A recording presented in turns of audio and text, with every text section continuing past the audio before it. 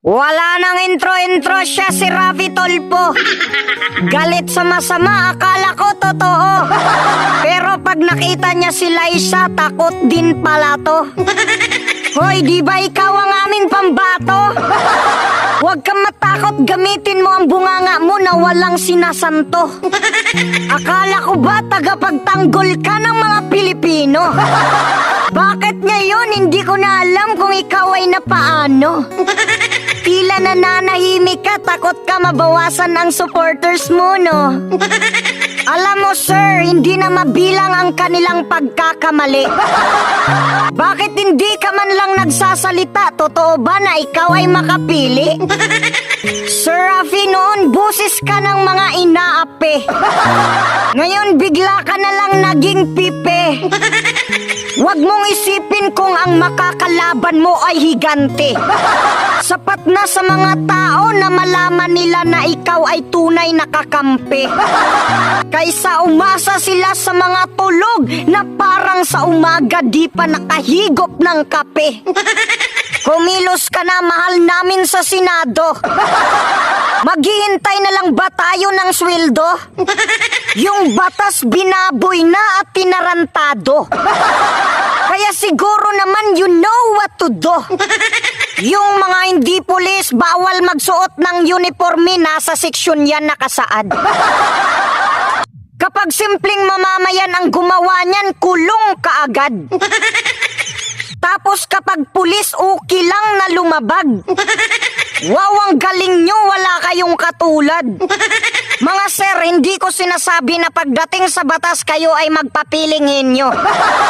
Pero sa dinami-dami ninyo, wala man lang ni isang nagtatanong sa inyo. Tingnan ninyo yung bayan natin ngayon, sobrang mahal na ng mga presyo. Dahil yan sa mataas na tax revenue. Kaya dapat bawasan ang buwis at bawasan ang inyong sweldo. Kasi wala naman kayong mga silbi, yung politika ginagawa nyo na lang negosyo. Wala na ang tunay na pagsiservisyo. Wala na nga kayong ginagawa, nag-away-away pa kayo. Yung iba pinagtutulungan ang budget ng pangalawang pangulo. Hindi ko alam kung mabait o may saltik sa ulo.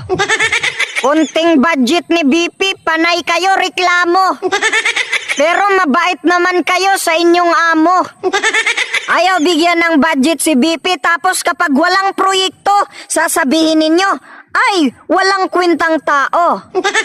Milyon lang ang budget ni BP, pero tumutulong sa national security, pero sekreto. Kayo, bilyon ang budget nyo, ano ang nagawa nyo?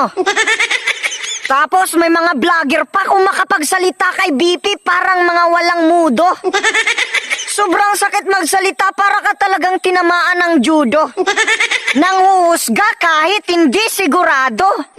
Kayong mga vlogger kayo, pag ako ang sumampal sa inyo, lahat kayo dismayado. Shiminit, sino ang tunay na pusit? Pagtingin mo sa panlabas, parang napakalinis. Pero tingnan mo ang loob, may tinatagong sos. Makasabi ka na lang talaga ng shiminit. Shiminit like shiminit. Hoy kayo, pinapalaya nyo yung mga dating adik. Tapos ngayon mga Duterte naman ang sabihan ninyo na adik. Anong klaseng bayan meron tayo? Ang daming saltik.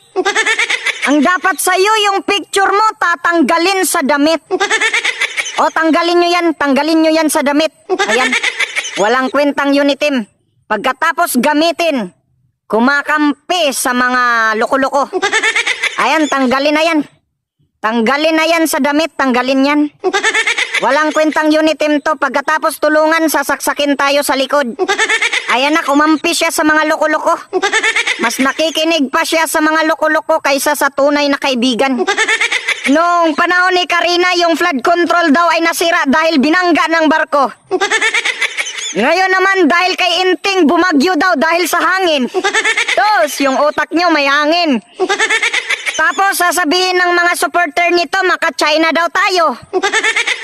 Pero nung panahon natin, hindi naman naagaw ang ating teritoryo. Nakipagkaibigan lang para malayang makalayag tayo. Oo, ngayon bilib ako kay BBM kasi lumaban kayo. Pero hindi nyo naman nabawi, hindi pa kayo makadaan, binangga pa kayo. So ano ang pinagyayabang nyo? Panahon pa ng mga dilawan nakapasok ang mga incheck sa ating teritoryo. Ang hirap sa inyo, si Duterte ang pinagbibintangan nyo. Mahirap na yan bawiin, kaya ang ginawa niya makipagkaibigan na lang para makapaglayag tayo. Kung kaya nyo bawiin, saka pa lang ako bibilib sa inyo. Puro kayo pagtatalo pero wala naman kayong ginawa kundi magpatalo. Ang yayabang, hindi naman kayang bawiin ang teritoryo, hindi naman kayang ipanalo. Pinapabugbog lang ang ating mga sundalo. Kung kailan bumaha na, saka pa lang mag-briefing.